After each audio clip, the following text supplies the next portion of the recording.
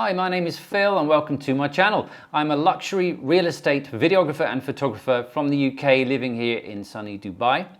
The purpose of this channel is purely to try and help any real estate photographers or videographers out there that want to step up and try and improve their game.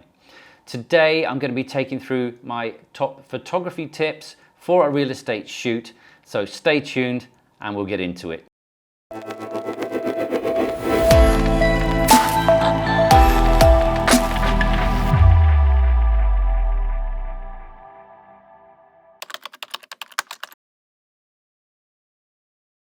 Okay, so first off is shoot preparation. Getting everything ready before you arrive at the house, villa, apartment that you're shooting. First of all, your camera kit. Make sure not just that your lenses are perfectly clean and ready to go, that your camera is perfectly set up, and also that your sensor has been cleaned. A lot of people do not clean their sensors and it shows. There's spots all over the pictures. It'll waste time in your editing and it just makes everything look hazy and unprofessional. So make sure you clean your sensor at least once every couple of months, especially if you live in a dusty place like I do.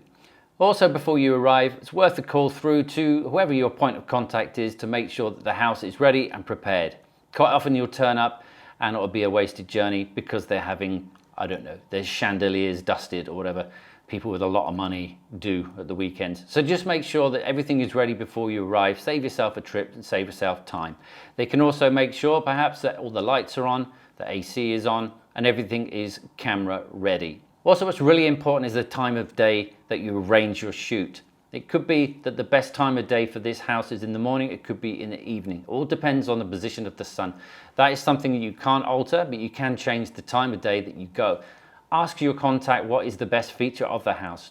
Is it the front of the house, or does it have an incredible view of the sea from the back of the house? You want to make sure that you're not going to be shooting directly into the sun and ruining the money shot for that particular property.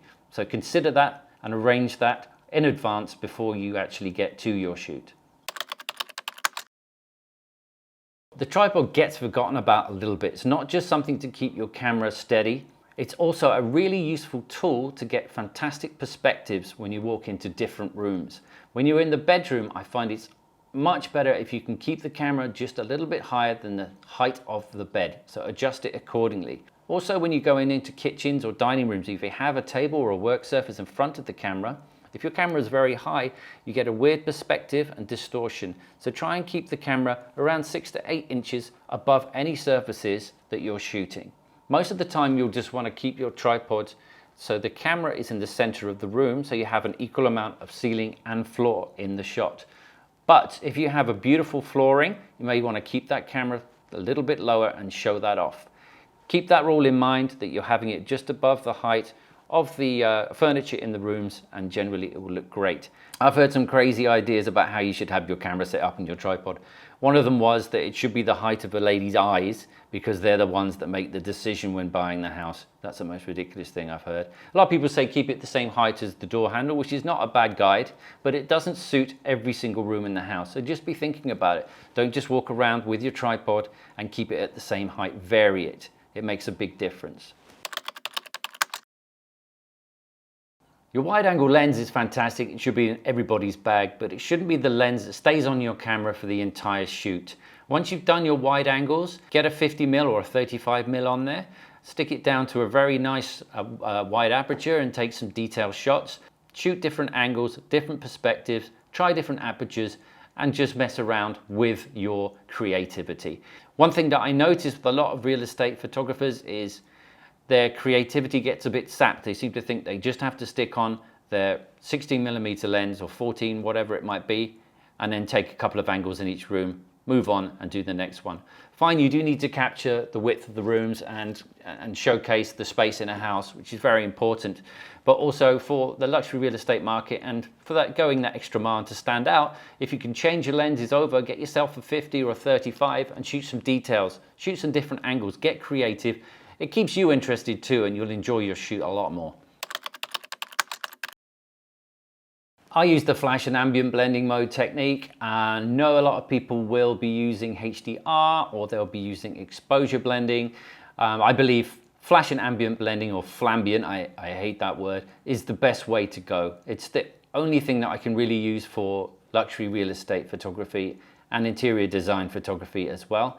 It gives you the exactly correct colors, gets rid of color casts and glare, and also gives you that nice natural ambient look as well. I believe it's the best way to go and the best technique out there, and I really encourage people to learn it.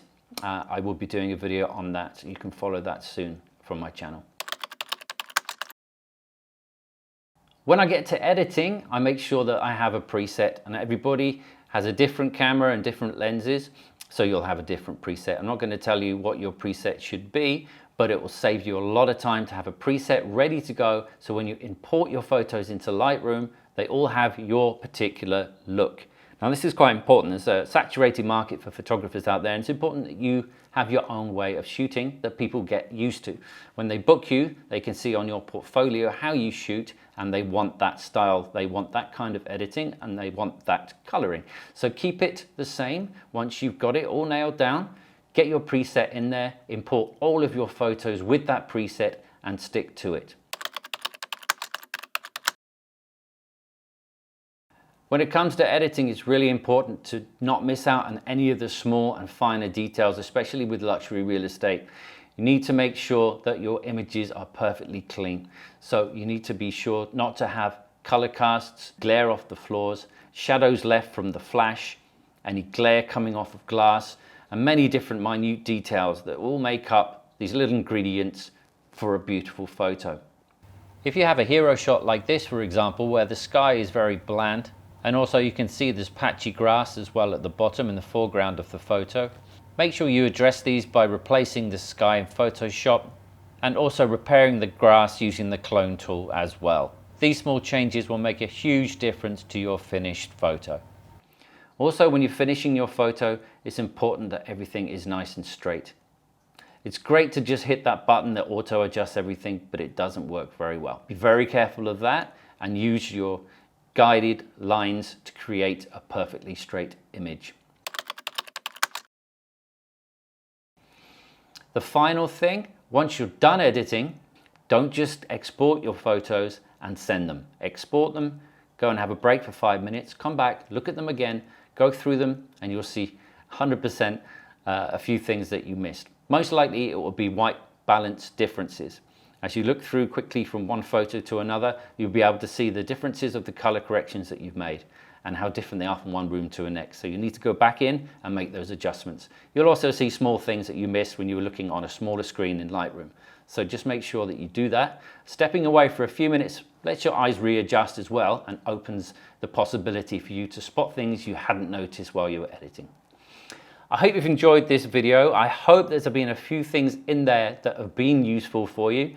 Please make some comments below and let me know what's been useful. If you want to watch some more videos, there's some ready for you right now. If you want to learn flash and ambient exposure blending, a nice easy way, then just click on this video here and it will take you there. Again, thank you very much for watching, and I hope to see you soon.